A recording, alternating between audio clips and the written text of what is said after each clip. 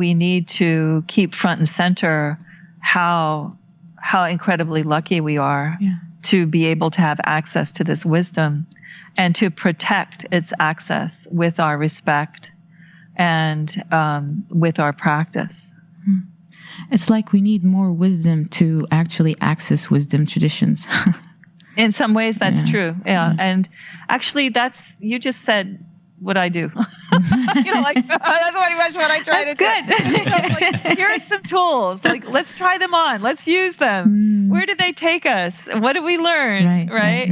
That's, very important.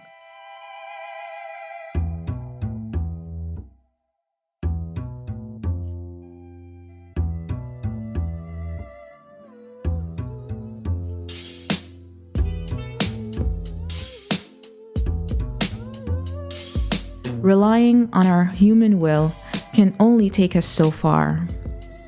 There comes a time in our life when we have to surrender the mind and allow the soul's path to unfold naturally. Our guest today honors the importance of aligning with the unseen forces at play in the universe. Through the practice of depth hypnosis, we may be able to access deep places in our psyche to heal and explore our consciousness.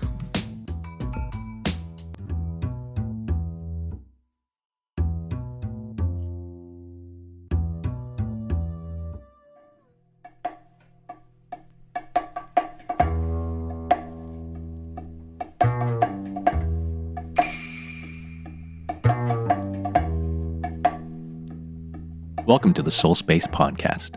We're your hosts, Adrian and Thal. On this episode, we explore the unseen powers of nature with Isa Gucciardi. Isa has spent over 30 years studying spiritual, therapeutic, and meditative techniques from around the world. She has worked with master teachers of Buddhism, Christianity, Judaism, and Sufism, as well as expert shamanic practitioners from indigenous traditions of Hawaii, North and South America, Siberia, and Nepal. Isa is the creator of Depth Hypnosis, a therapeutic modality that integrates elements of shamanic journeying and Buddhist meditation. She guides us through a live depth hypnosis journey during the interview, and please don't follow this part while driving for obvious reasons. She's the co-founder of the Foundation of the Sacred Stream, a school for consciousness studies in California. They offer courses like depth hypnosis, applied shamanism, Buddhist psychology, and integrated energy medicine. Isa is the author of 2 books, Return to the Great Mother and Coming to Peace. It is our pleasure to bring you Isa Gucciardi.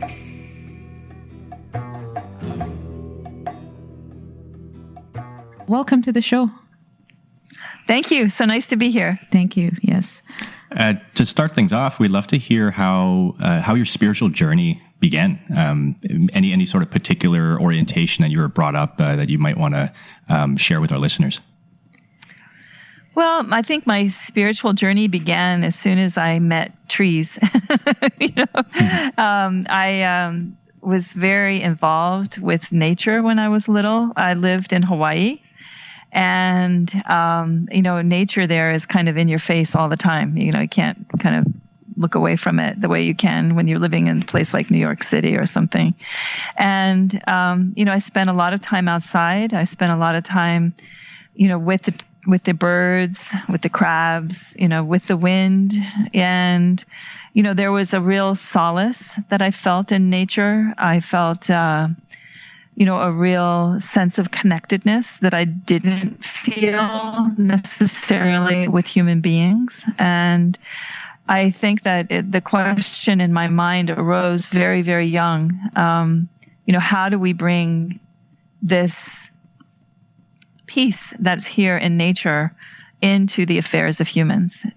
For me, there was such a huge difference between the two worlds that it was really a question early on. How do we bridge these two worlds? So I think, in terms of a spiritual tradition, it was definitely nature. That was my first set that offered my first set of teachings. I did, because I was in Hawaii, and I had a lot of Japanese Hawaiian friends. There were, of course, the Buddhist temples that you find everywhere in Hawaii. And I used to, try to arrive at my friend's house just before I knew they were going to temple, so they would invite me.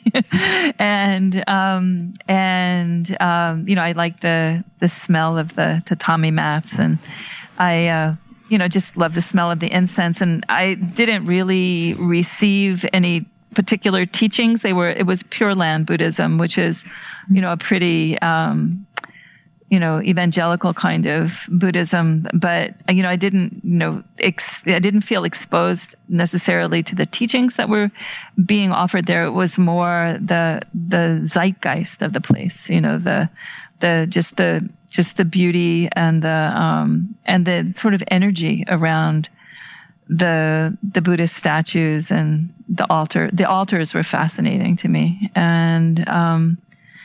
And then another interesting spiritual, but not, again, not as powerful as nature, was that I was sent to a missionary school. And it was a Lutheran school, and the teachings there centered on Jesus as a healer and this nice man who took care of the sheep. It was like, he seemed like such a nice guy, and I was, and I loved the idea that he could heal people. Like that was like this amazing thing, that he could put his hands on someone and heal them. And that was enthralling to me, that miracles could happen, and that kind of gave me hope, for my idea that, maybe there was going to be some kind of a bridge between nature and human activity that could help people. So those are sort of my early influences, all of them kind of, very independent. And, I didn't have, again, a lot of proselytization or anything like that. There was no kind of orthodoxy that I had to adhere to or anything like that. Mm. And so from your earlier experiences with nature and this sort of open state of spirituality, how did you first get interested in altered state and shamanic journeying? Well, the whole thing about altered states was there's something that was started happening when I was quite young, where I would suddenly kind of be in another reality, and I didn't talk about this with anyone because I really didn't know how to talk about it. And I thought that it was normal. And, things would kind of slow down, the different light would come, and then I would be in sort of connected through nature. It would always happen in nature, where there would just kind of be this expansion of awareness. And the thing that I started realizing is that I seem to be more aware of things that other people weren't aware of, and it wasn't really until I encountered the Theosophists, which I encountered pretty early on, probably around age 10 or 11. I found a book by Blavatsky, and she was a channel, and I started realizing, oh, maybe this is that, and then there was this whole tradition of seances that the Theosophists were connected to, and I thought, oh, that's interesting, like that, so here's this sort of container that this thing is happening in. And then I remember I had moved all around the world, and I came back to go to high school in New Jersey. And there was a really big thing back then. I don't know if this still happens now, but everyone was always having slumber parties. And in the slumber parties, they started doing seances, and I'm like, oh, I'm in, like, and so everyone would go around, and, they would say, like they would channel something, or, and I just went ahead and did what I'd been doing in nature by myself for a long time. And everybody started freaking out, and I'm like, what's going on? What's wrong? And I didn't realize that everybody else was not really tuning into anything. And what I was tuning into was like super accurate for everyone. Like this, I remember this one girl asked me about her grandmother who had died and wanted to talk to her grandmother. And so I just kind of tuned in and found the grandmother and said all these things, and she started crying and freaking out. And I'm like, oh, what did I do? And then I realized, wait a minute, there's something that other people can't do. Like, other people can't do this, and there's something that I am doing. Well, the good thing of that, I mean, she was freaked out. We had to calm her down. But the good thing was, I became a hot ticket on the slumber party circuit. Yeah, do me next. Yeah, right. Like, yeah, so, but it took me a while. I mean, that was kind of, not the most sacred setting for this sort of thing, Yes. But my interest in altered states was always strong because of this early experience. And my interest in altered states increased over time as I really felt a further disconnection from the way in which people were expressing themselves and what they were saying and what they were actually thinking. Like, that was like really obvious to me, and it was, it was very disorienting. Like, it wasn't comfortable. Like, I didn't, and it made me feel really wary, like that people could lie so much about something, they'd be saying something that wasn't true and then thinking this other thing. And it made me feel, like I really didn't know what to do with all that. And it was happening all around me. And, I really wound up spending, I'm a very social person on one level, like I like being with people. I think they're interesting. I like helping people. But I really had to spend a lot of time alone because that disconnect was something that I was really trying to metabolize. And so I started really getting serious about exploring altered states of awareness. And I started meditating early on. My Buddhist experience early on brought me back to Zen and, as a teenager, and, exploring the altered state through meditation was, of course, very nourishing. And yet there was always, this experience that I felt was a little stark, especially in Zen. Zen is quite stark. And I understand why they want to kind of have this kind of flat aesthetic so that you're not distracted by external things. Like, I understand the reason for it, but I had spent so much time with nature and with the beauty of nature and all of the changing forms internally of nature, and I didn't really buy into this idea that you shouldn't have a lot of color and form and sound and light and that could be part of the teaching, right? And I understand the idea of having this stillness, this spaciousness, this depth of experience that does not contain a lot of other elements to it. And I certainly, to this day, I have a practice of shamatha, which is the essence of Zen meditation, where you're really just focusing into the stillness and spaciousness. But I found it difficult to receive teachings, actually. Like, I could receive the teachings of the stillness, but if I had specific questions, when I was in nature as a child, I could ask the trees anything. They would give me all kinds of information and all kinds of teachings. And some of the most profound teachings I've ever received are from plants. And so that when I encountered shamanism, which I encountered actually because I had moved around so much growing up, I first encountered it among the Huichol ranch hands that took care of this ranch that I got sent to when I wasn't in school, when we were living in Texas.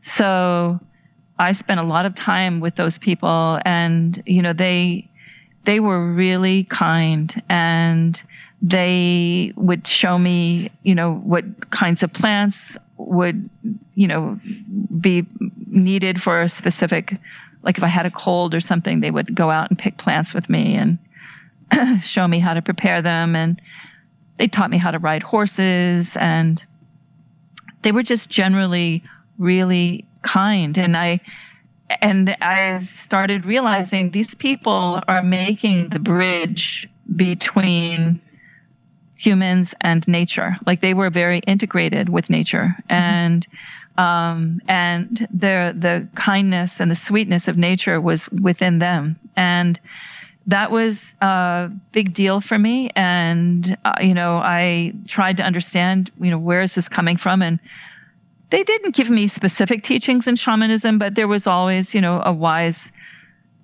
man who would arrive and do ceremonies on the edge of the mesa. And so I got very intrigued with that. Mm-hmm. I was like, what is going on here? Mm-hmm. And there was, just a real inoculation there. And later, just a few years later, I started studying pottery techniques. I was really fascinated with pit firing. And the Pueblo Indians just north of, sort of in southern New Mexico, just north of northern Mexico where I'd been, those people were very similar in some ways in terms of the potters were very connected to nature. We would dig the clay, and we were making offerings to the land, thanking them for the clay. And I got really drawn into shamanic practice. Like that was where it really started, like through art, through the exploration of the elements, through pottery. I really got drawn into shamanic practice and started studying. I had started studying a lot of different cultures already because I'd lived all over the world, and I was really interested in the way that different cultures brought forward different aspects of experience. And I really got interested in the way in which shamanic practice correlated with artistic practice in different cultures. And I started studying them more academically, and actually got my first degree in cultural and linguistic anthropology. And that, cultural anthropology is really an academic study of shamanism. Mm-hmm. And so I became exposed to the concept of the journey, the way of altering the state of awareness with song, with dance, and with sound. And for me, the shamanic journey was just the most natural thing in the world. I had already been doing it, since I was 2, and when there was this formalized project, I was really enthralled. And I worked, as a, I had been doing more and more work with my kind of quote unquote psychic capacities. Mm. I worked as a ground for this pretty famous psychic, and started doing a little bit of channeling on my own. And Michael Harner found out that I was a medium and asked me I was a medium for him for many years, and wound up studying with him. And he helped formalize some of the knowledge that I had received from working with all these different Native Americans in, more of an artistic context, but within shamanic practice. And but there was a way in which Michael was working with the journey, which I thought was great. Michael is an amazing person, and we all owe him a great deal of respect, because he was an anthropologist that wasn't looking down on these little brown people that he was studying, which was the main thing that was happening in anthropology, even, up into the 70s, yes, yes. So, yeah. So, I think, he was one of the first people who really truly respected the people he was studying, I think. Or he said he did, a lot of people didn't say that. And, so through, so he would teach the journey, and it was interesting the way he was working with it. But in traditional shamanic practice, the journey is designed to establish a relationship with the unseen powers of nature. That's what the journey is about. It's a way of opening the worlds so that you can learn how to connect with the unseen forms of nature and then learn how to work with them in order to do things like divination or healing or ceremony or conflict resolution. These are the kinds of uses that you might find with this journey in a traditional setting. But, over time, there was a lot that happened in between that experience and where I'm getting ready to go right now. But when I started teaching the journey, I really felt that we needed to work with the tools of the journey in a more modern way. Modern in that the modern psyche, you're talking about this crisis of meaning, and I think it's so wonderful that you're focusing there, and I would love to talk about that forever.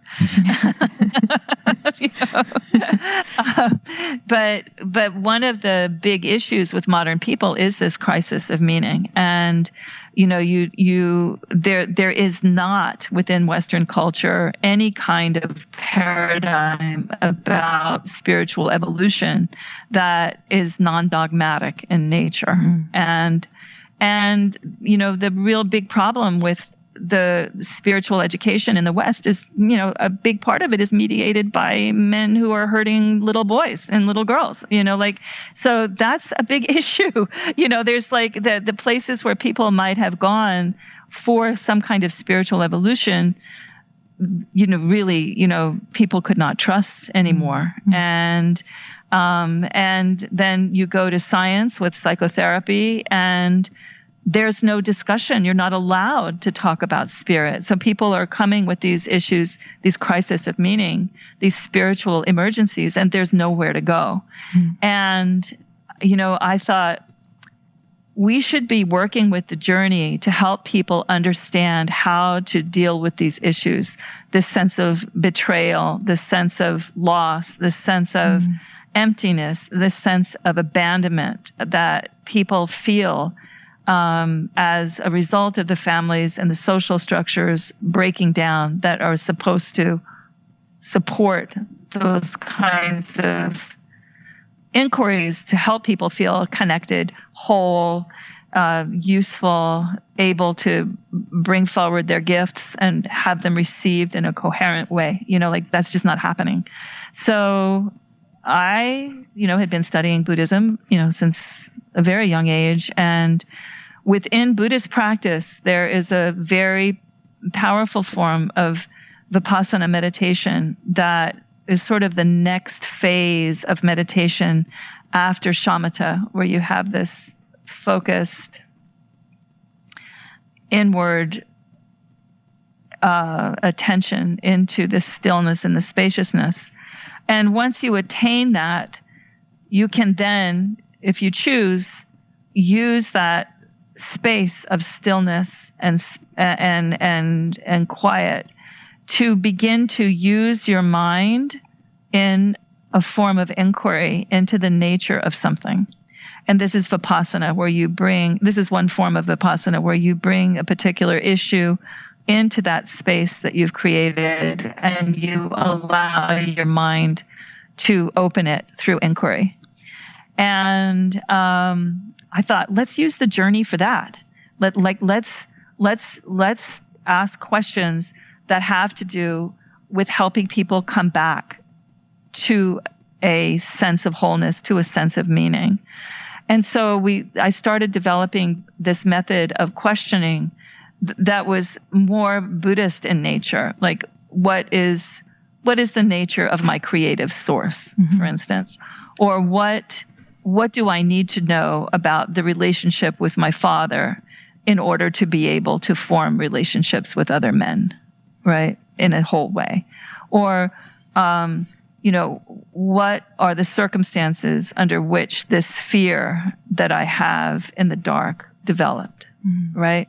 So those kinds of questions are not the kinds of questions that are typically asked in a traditional shamanic practice. But they are the kinds of questions that might be addressed in a more kind of broad-minded Buddhist practice.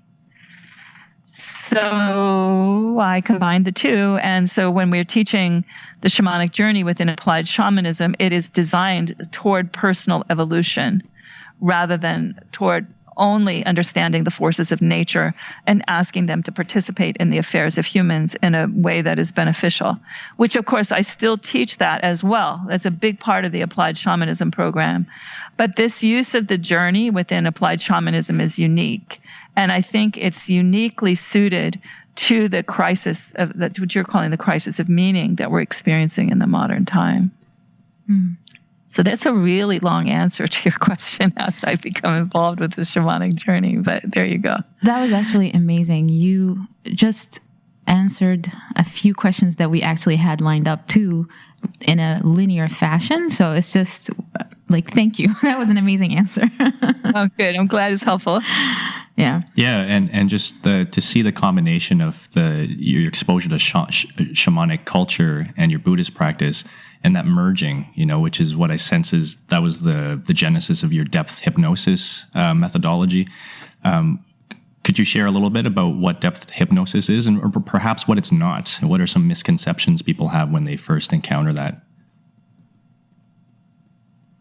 Well, the first misconception that people have is that it is not death hypnosis. People often think it's DEATH hypnosis. It's not.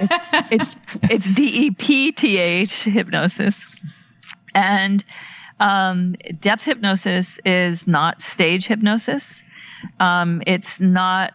One of the big issues with hypnosis is actually justified in that people use hypnosis in a kind of performance kind of way to subjugate the will of another person as entertainment. And I mean, this could not be further from the purposes of depth hypnosis because and you find this even in clinical practice. You find hypnotists are drawn to hypnosis because they like the idea that they're going to have power over someone's capacity to move in and out of different states of awareness. And I see this still. I see it frequently, like at conferences, people get off on that idea. And if I've only had a couple of people come through my classes, I guess they didn't read the fine print well enough, who thought that he could do that kind of thing, and they lasted, about an hour in class. The point of depth hypnosis is quite different in terms of alignment, which is that the depth hypnosis practitioner aligns with the will of the higher self of the person they are serving, right? And so there's this idea of service, and there's this idea of alignment with the highest good of the person that you're working with. So you really are entering into a very sacred space when you're entering into the inner world of another person. And with depth hypnosis, we really recognize and honor the privilege that we've been granted and work very hard to leave no traces. I always say you never want to leave any footprints behind when you've been working with someone in an altered state. You want whatever their experience is to be felt by them, to be arising from them, and you want them to be engaged in such a way that they are empowered in the process and not passive. So that's a big difference with depth hypnosis and other forms of hypnotherapy, is that the clients are often passive. Mm-hmm. And in depth hypnosis, we seek to involve everyone in their process so that they are more empowered, so that they are not depending on someone else ultimately to provide them with meaning about their experience, that they are discovering the meaning of their experience themselves. So this is a very, very basic part of depth hypnosis in terms of orientation and how it is different from other forms of hypnosis and other forms of hypnotherapy. And then, of course, within depth hypnosis, there's 100 other things that make it different from other forms of hypnosis and hypnotherapy, which is shamanism and Buddhism, right? And also the integration of energy medicine, which is at the heart of both shamanic and Buddhist practice. And, it all takes its seat within the Western clinical practice in transpersonal psychology rather than in clinical psychology, because in clinical psychology, there really is not this idea that the participation of spirit is part of the therapeutic process. And of course, in transpersonal psychology, there is definitely the invitation toward the transcendent to participate in the therapeutic experience. And so depth hypnosis takes its place within that seat of Western therapeutic practice, because we are definitely always working with the transcendent and helping the person try to understand what their relationship is to this deeper place within them where their deeper experience is held. And that deeper experience is going to have the solution to whatever the symptom they are trying to address with a therapeutic process. And working with depth hypnosis, helping a person move into an altered state of awareness, generally through suggestions for relaxation, helps them access that transcendent aspect of themselves that in Buddhism is called Buddha nature, this aspect of the self that is compassionate, kind, wise, or in shamanic practice would be referred to as core power, the part of them that is connected to their creative sources in a powerful way. And through the connection with that part of the self, then the issues that lie in the symptoms that are creating problems, such as fear of flying or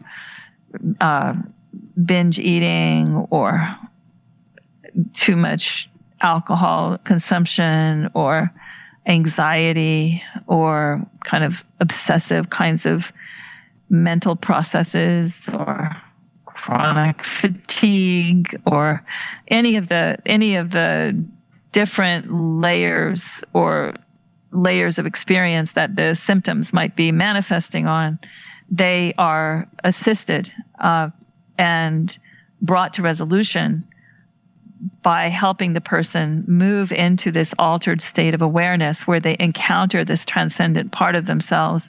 And then they also encounter the roots and sources of the symptoms that they have come into the therapeutic process to heal.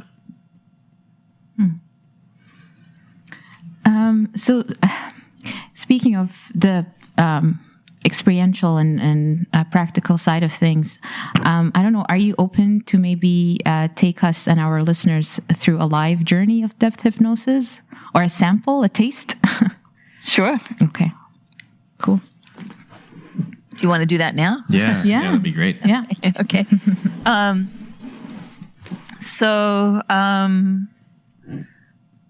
Let's do that process that I talked about where you're connecting with your Buddha nature, or in depth hypnosis, we call it the part of yourself that has only your highest good as its sole intent. And the reason we use that phraseology is because it's neutral, right? It's like if somebody hears Buddha nature, they're like, oh no, somebody's trying to proselytize me. Yes. Or if they hear helping spirit, which is the words that are often used in shamanic practice in connecting with shamanic teachers through the journey, then they hear the word spirit and they get really allergic really fast, right? Because spooked out. Right, exactly. It's good, right? So we use this phrase, the part of yourself that has only your highest good as its sole intent, because that allows anyone to access the transcendent within them in a way that has meaning for them, right? So that's what we'll be doing right now. So just allowing yourself to get settled. Noticing all the places where the surface under you meets the different parts of your body. And as you do, just noticing where your breath is.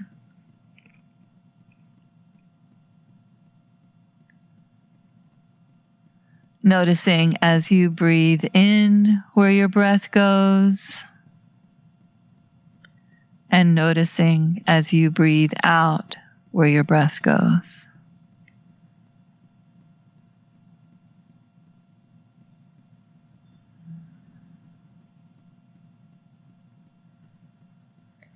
And just becoming aware of the way in which your breath is like a bridge between your outer world and your inner world. And just allowing yourself with each breath to draw a bit closer into your inner world, into that place where everything that you've ever known or felt or sensed or dreamed or imagined is recorded.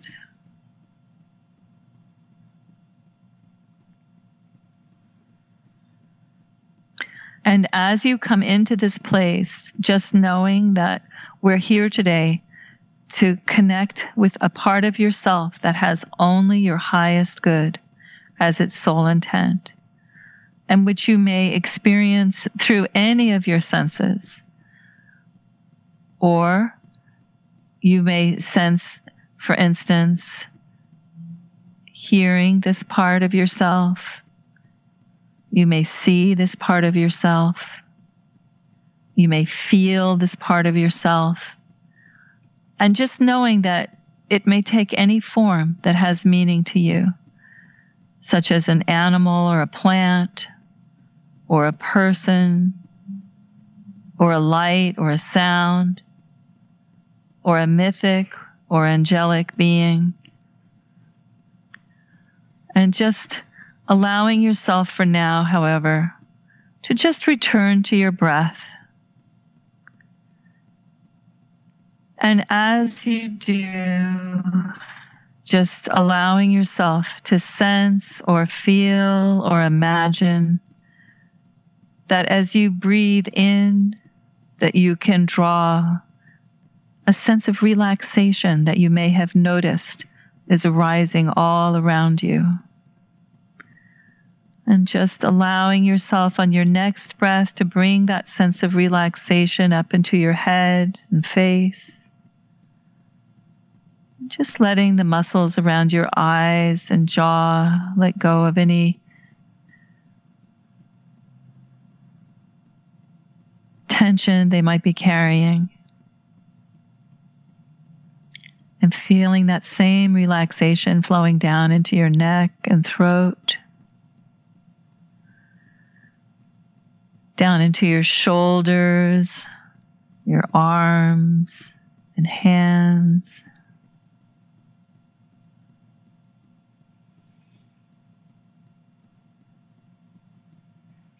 And on your next breath, I'm wondering if you can sense or feel or imagine that same relaxation filling your lungs. And just noticing how your heart feels as that relaxation flows throughout your chest, down into your belly, bathing all of your organs of digestion and elimination and reproduction in a soothing bath of relaxing energy. And just feeling that same relaxation flowing down through your hips, down to your legs, all the way down to your feet. And on your next breath, I'm wondering if you can sense or feel or imagine that relaxation has created a star or sun at the base of your skull. And I'm wondering if you can sense or feel or imagine that star or sun radiating throughout your mind, harmonizing your brain waves. And just noticing that as your mind relaxes, your body feels even more relaxed. And that as your body relaxes, your mind feels even more relaxed. And just noticing the connection between your mind and your body as you allow that relaxation to flow down your spine, vertebra by vertebra, relaxing all the nerves and muscles in your back, all the way down to the base of your skull, down through your bottom, and down through the back of your legs, all the way to your feet again.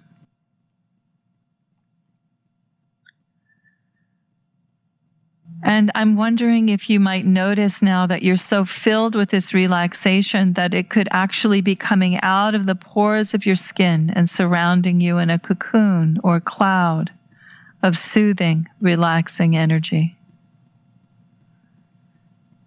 And as you feel supported in this way, I'm wondering if you can sense or feel or imagine that there's a staircase here before you.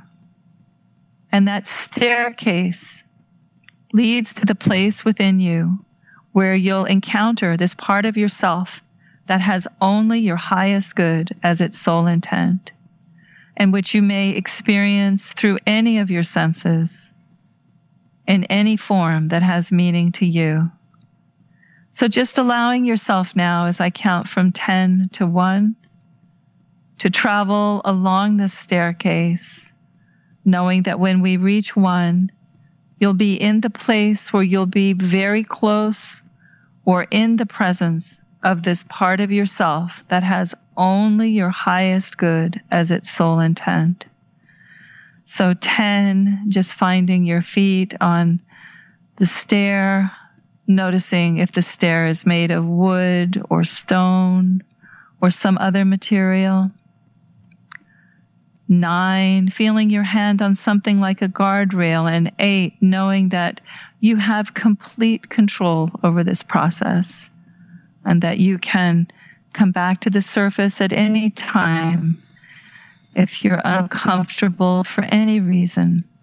But 7, knowing that you can actually go quite deeply because you do want to understand this part of yourself that has only your highest good as its sole intent better. 6, just allowing all of your inner senses to open quite widely now. 5, your inner sense of taste, touch, and smell. Your inner sense of sight and hearing, but especially that 6th sense of just knowing. Allowing them all to open quite widely. 4, as you focus now on a place perhaps in nature where you have felt comfortable and at peace. 3, knowing that you can trust the impressions that you're receiving as you focus even more intently on this place, perhaps in nature where you felt comfortable and at peace. 2, knowing that you can allow your conscious mind with any doubt or fear to simply rest as you focus even more intently on this place, perhaps in nature, where you have felt comfortable and at peace. And 1, just allowing yourself now, as you get to the end of the stair, to step out into this place perhaps in nature, where you have felt comfortable and at peace. And as you do, just taking a deep breath and noticing the particular odor of this place and allowing that smell to bring you into even deeper contact with it. Noticing the quality of the light, listening for any sounds, and just noticing if the wind is still on your cheek, or if there's a breeze. And just letting yourself rest here, noticing perhaps for the first time in a long time how much this place is a part of you and how much you're a part of this place. And just finding yourself in that connection, resting, noticing all of the different qualities of this place. And just noticing with all of your senses if there's any particular aspect of this place that's drawing your attention more strongly than others.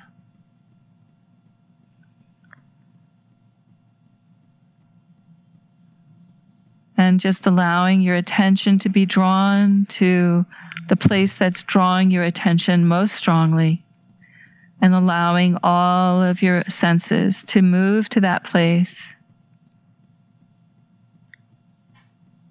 You may be being drawn to a plant or an animal or a light or a sound, or perhaps even a mythic or angelic being, or perhaps even a person, or some other form that has meaning for you here. And as your attention is drawn to that place, focus all of your senses there and ask this question: would you be willing to guide me and protect me? Would you be willing to guide me and protect me? And listening, knowing that you may receive that answer with any of your senses. You may hear the answer as a verbal message. You may experience the answer as a telepathic message. There may be a knowing, or there may be some action on the part of this potential guide for you, or there may be a change in the environment that would indicate the answer to this question. Would you be willing to guide me and protect me?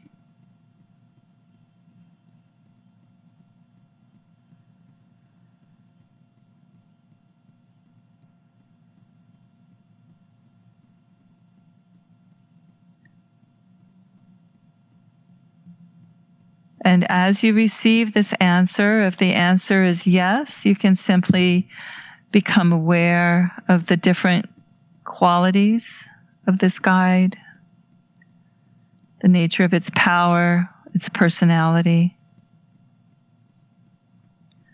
And if the answer is no, don't worry, there'll be another opportunity to connect. But just allowing yourself now to rest in this answer.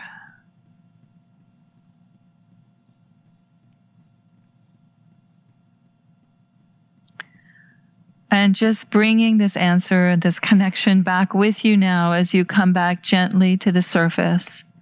I'll count from 1 to 10. And as I do, 1, just allowing yourself to return along the same path that you came. 2, knowing that you can return here at any time. 3, and feeling the connection with this part of yourself that has only your highest good as its sole intent, growing stronger. 4, and deeper. 5, with each number. 6, as you come back closer to the surface. 7, feeling the surface under you again. 8, and when you're ready, just stretching a bit. 9, and when you are ready, just opening your eyes. And 10, you'll be back in the room, remembering everything. Wow, that was amazing. Thank you. You're welcome. And maybe just take a minute to review your experience so you can kind of integrate it a bit. Mm-hmm. And, your listeners may want to go ahead and write down their experience while it's fresh. Mm. Mm.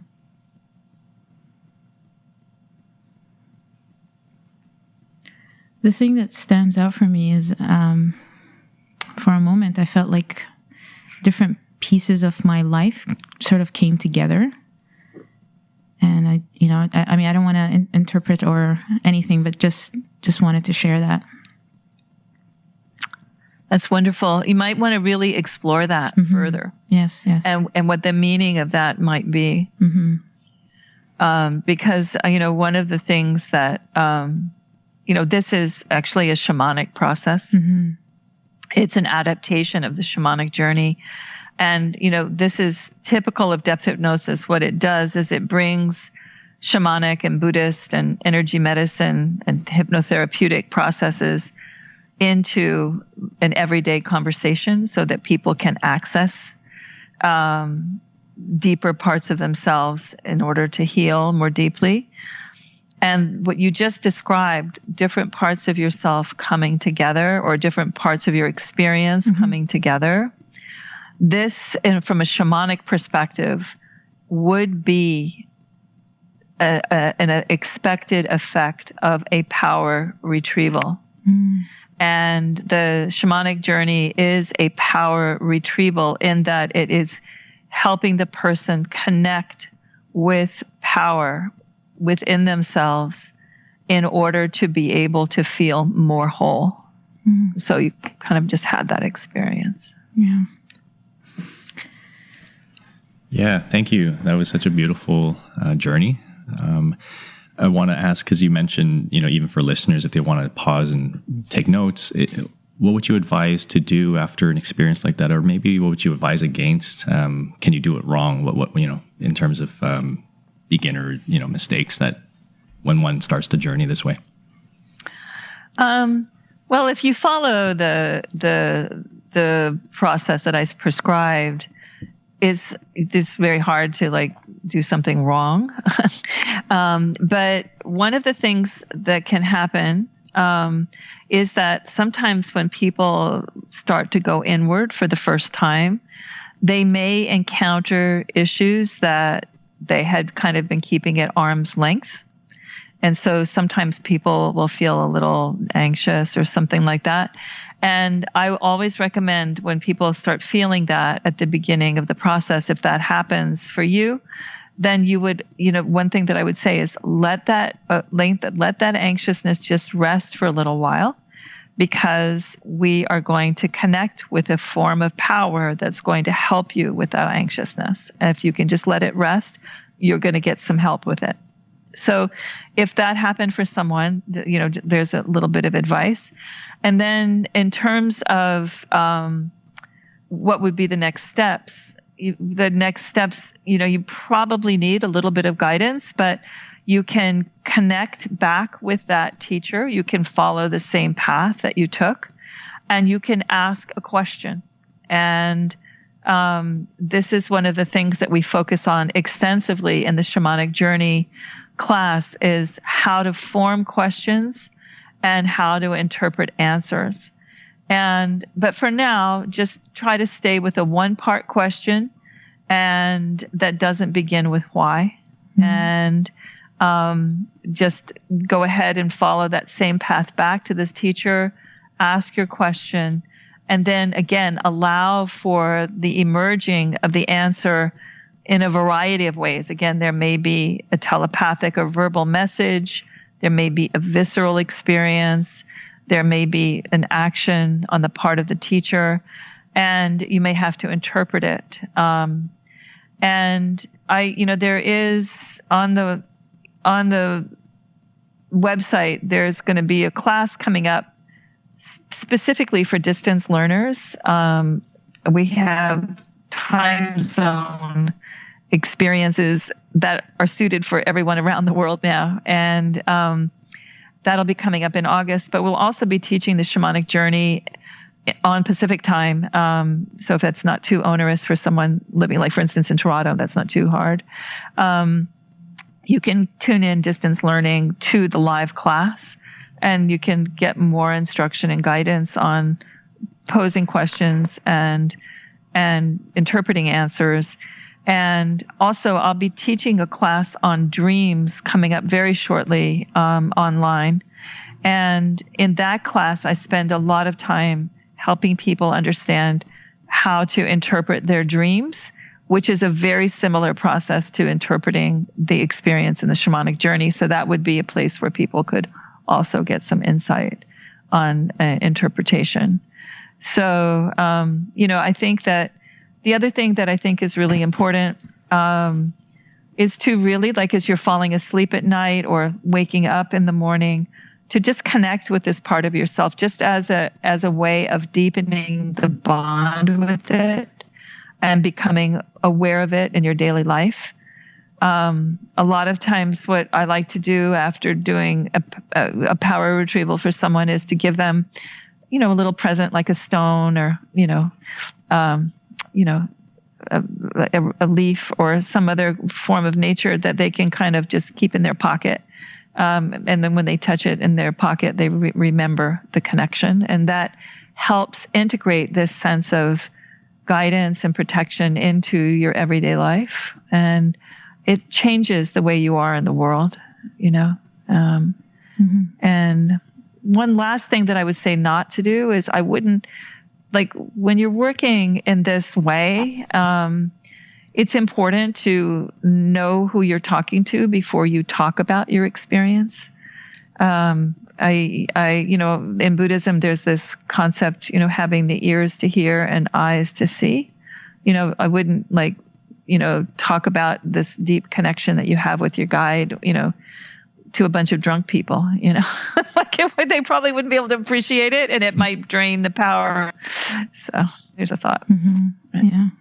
And along those lines too, I was thinking, you had mentioned that sometimes these types of journeying brings up things that people have kept in the shadow, sort of.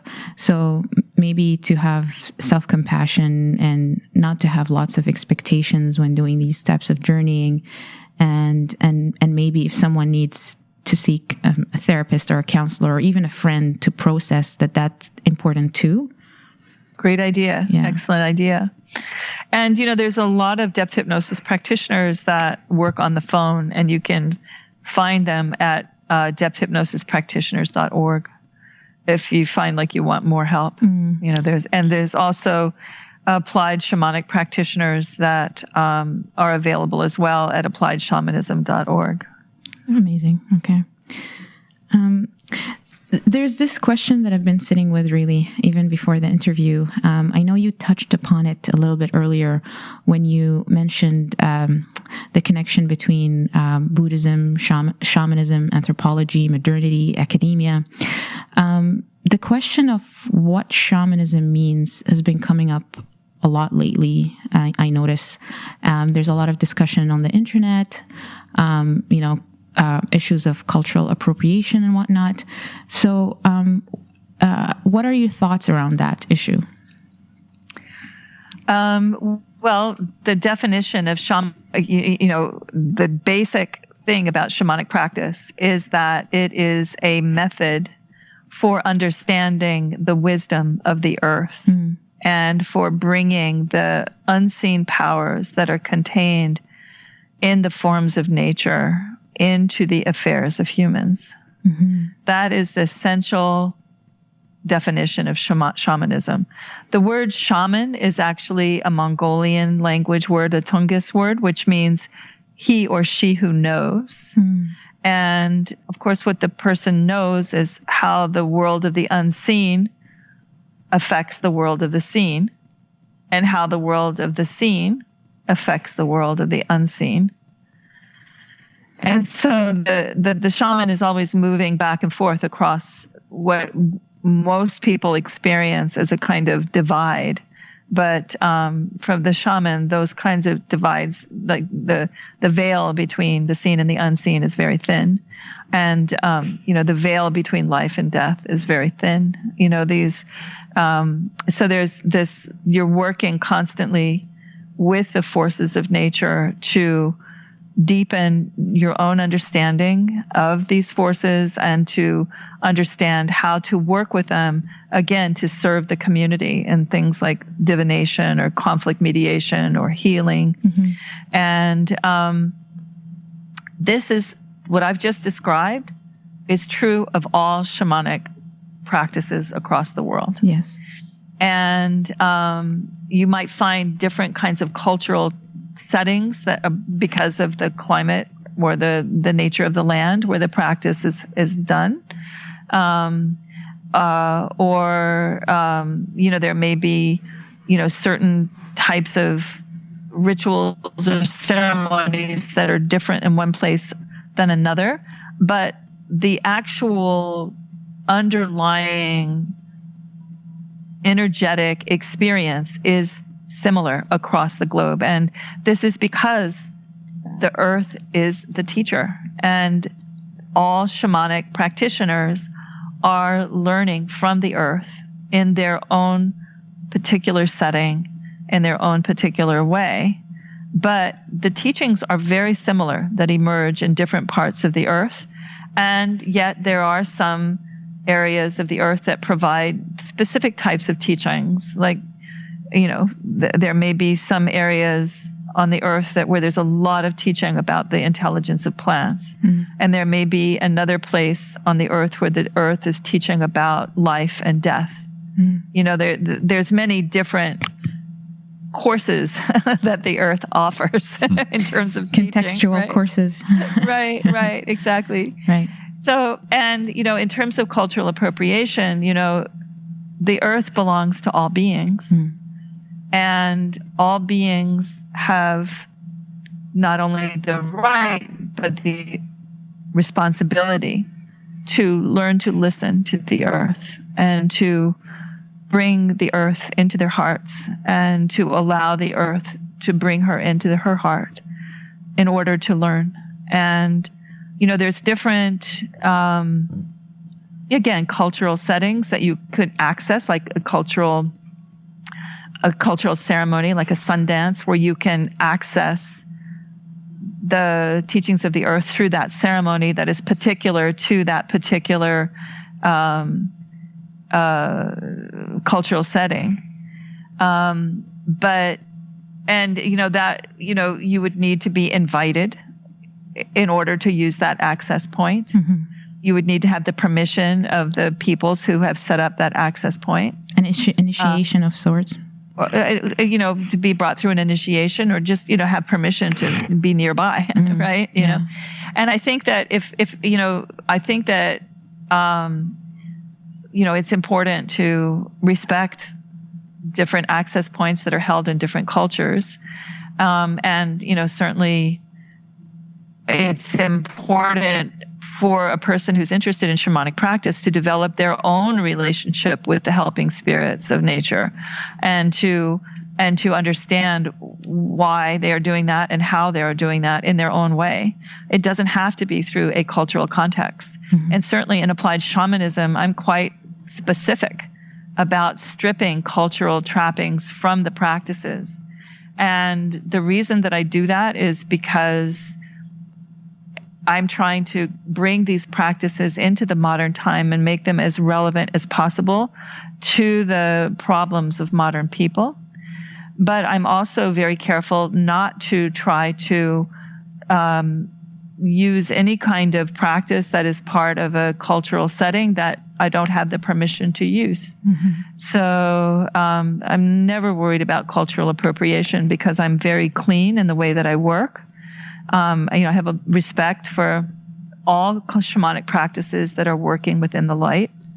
And I think that I certainly understand how people in certain cultural environments would be upset to have people coming in from the outside and trying to kind of consume their spiritual practices. And I do think that's inappropriate. But at the same time, I think it's important for people to understand that the earth belongs to all of us, and we do have that responsibility to respect and honor her.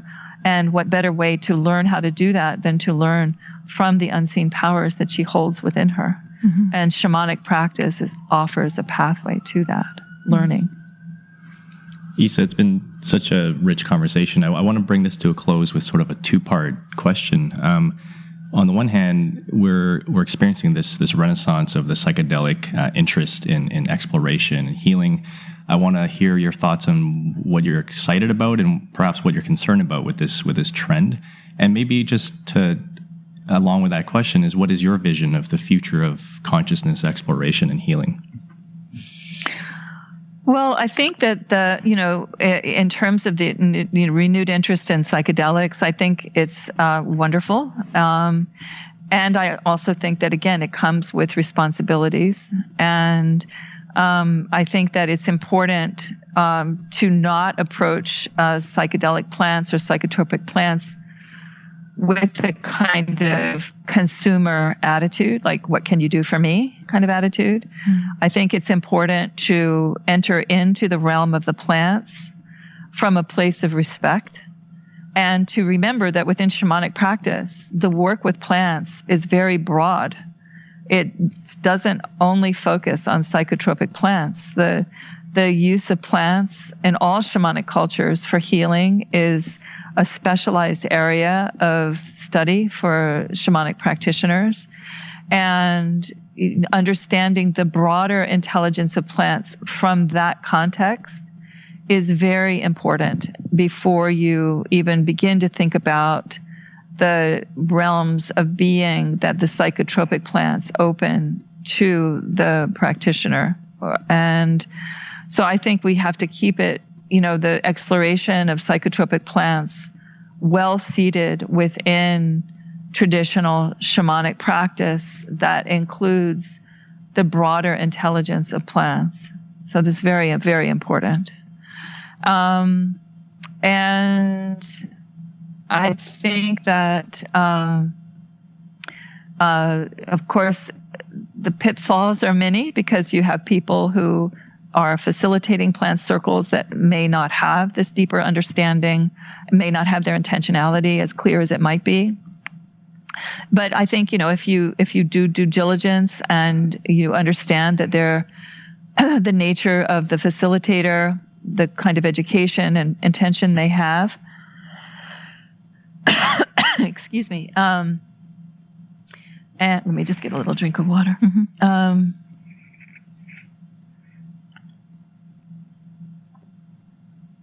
Thank you. And if you are sincere in your own seeking, like, I wouldn't just drop into a plant circle off the street.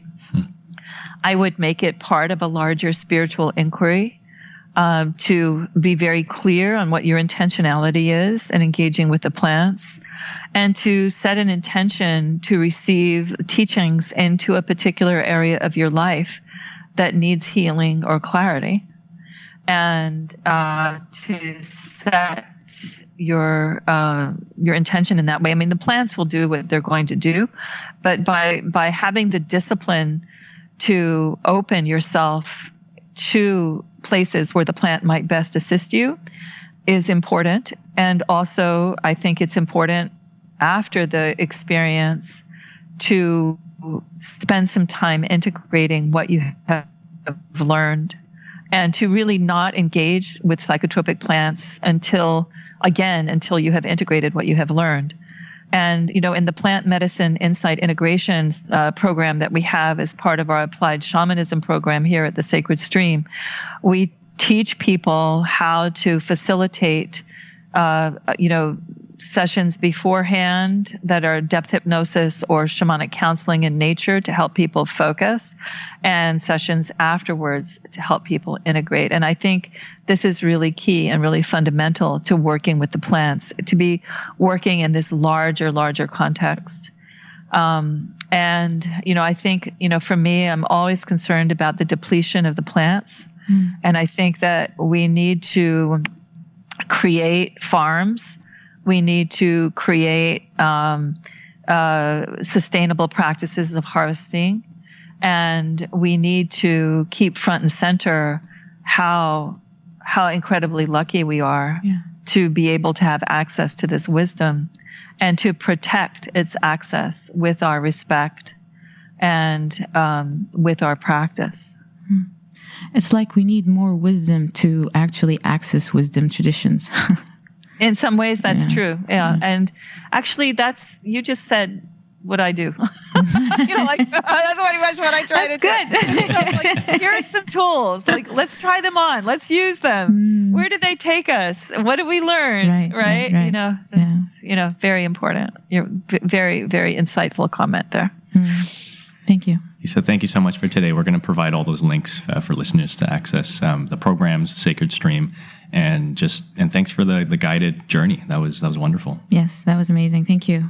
You're so welcome. It's such a pleasure. I'm so inspired by your dedication to the work. Congratulations. Oh, thank you so much. Thank you. Okay. Take care. Okay, Isa. You too. Bye-bye. Have a great day. Bye-bye. Bye. You too.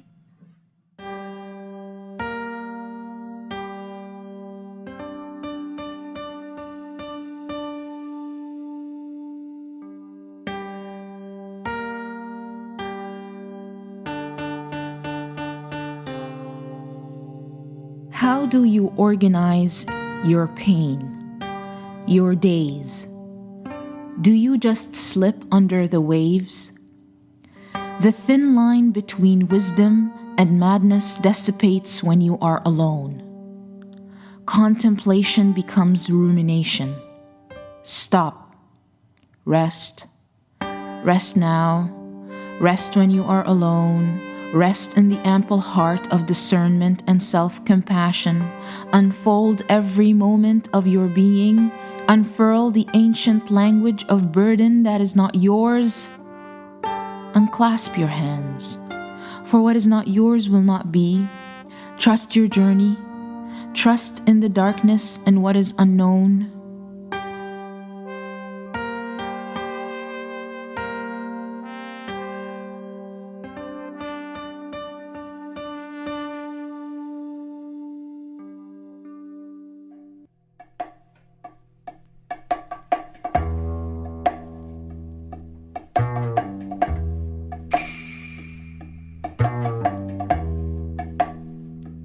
We hope you enjoyed this episode. Next week, we discuss the spirituality of awe with Kirk Schneider. You can find links and show notes at soulspacepodcast.com. And right now, the best way to support us is to leave us a review on iTunes. You can follow us on social at SoulspacePod, that's SoulspacePod. And as always, thanks for tuning in. Until next time.